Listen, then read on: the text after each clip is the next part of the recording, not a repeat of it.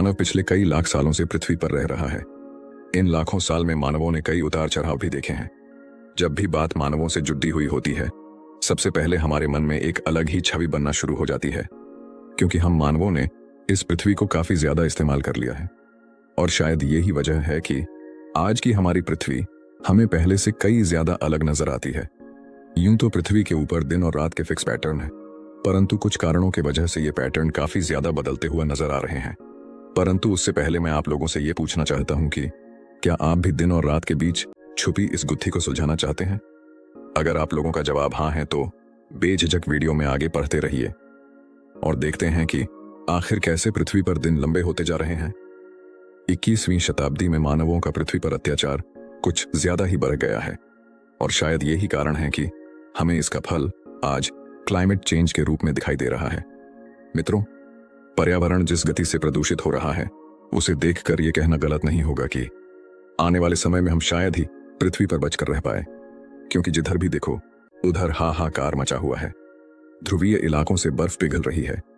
हवा, पानी और मिट्टी पहले की तुलना में काफी ज्यादा जहरीले हो चुके हैं। मानव के लिए आज के समय में ग्लोबल वार्मिंग कोई खतरे की घंटी से कम नहीं है। वैसे यहाँ एक खास बात यह भी है कि हम इंसानों के लिए तो प्रकृति बर्बाद हो ही रही है, साथ में इसके कारण कई बेजुबान जानवर भी अपने जीवन की रोज आहुति दे रहे हैं। वैज्ञानिकों के अनुसार क्लाइमेट चेंज के कारण पृथ्वी का रोटेशनल मोशन भी काफी ज्यादा प्रभावित हो रहा है। कई वैज्ञानिक ये भी कहते हैं कि आने वाले समय में हमारी पृथ्वी घूमते वक्त डगमगा भी सकती है। ऐसे में ये हमारे लिए एक बहुत ही चिंता का विषय है, क्योंकि अभी तक हम इसके प्रभाव के बारे में अनजान हैं। वर्तमान समय में हुई रिसर्च से हमें यह पता चल रहा है कि पृथ्वी पर प्रदूषण का कहर कुछ इस स्तर पर पहुंच चुका है कि इससे सीधे तौर से पृथ्वी के घूमने के गति के ऊपर असर रहा है। वैज्ञानिक बताते हैं कि पृथ्वी के ऊपर दिन की लंबाई काफी ज्यादा बढ़ने वाला है। अभी इसके प्रभाव हम लोगों को ज्यादा नजर नहीं आ रहे हैं, परंतु जैसे जैसे समय बीतता जाएगा उसी हिसाब से इसके प्रभाव हम लोगों के सामने आते हुए नजर आएंगे। इससे हमें समय गणना भी काफी दिक्कत होगी और स्पेस के अंदर होने वाले मिशनों में भी इसका बुरा प्रभाव पड़ेगा। कुछ शोधकर्ता ये भी कहते हैं कि इससे पृथ्वी का अंदरूनी कोर भी काफी ज्यादा प्रभावित होगा। तो आप अब समझ ही सकते हैं कि ये चीज आने वाले समय में कितनी ज्यादा खतरनाक हो सकती है। आज की बात करें तो पृथ्वी पर औसतन दिन की लंबाई लगभग 6600 सेकंड की होती है।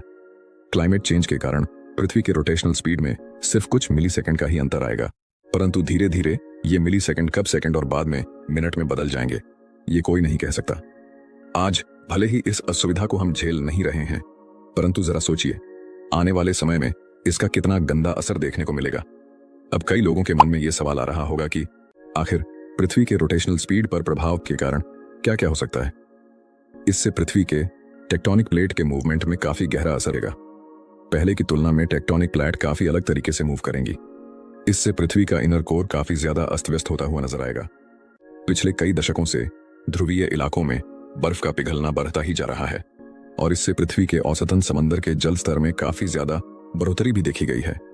आप लोगों की अधिक जानकारी के लिए बता दूं कि जब पानी पृथ्वी के इक्वेटोर के पास जमा होने लगेगा, तब पृथ्वी के रोटेशनल मोशन में काफी ज्यादा प्रभाव पड़ेगा, क्योंकि इससे वजन के मात्रा में काफी ज्यादा असंतुलन होने वाला है। कुछ वैज्ञानिक इसको समझने के लिए अत्याधुनिक आर्टिफिशियल इंटेलिजेंस का उपयोग कर रहे हैं, जो कि लगभग हमारे भविष्य को दर्शाता है।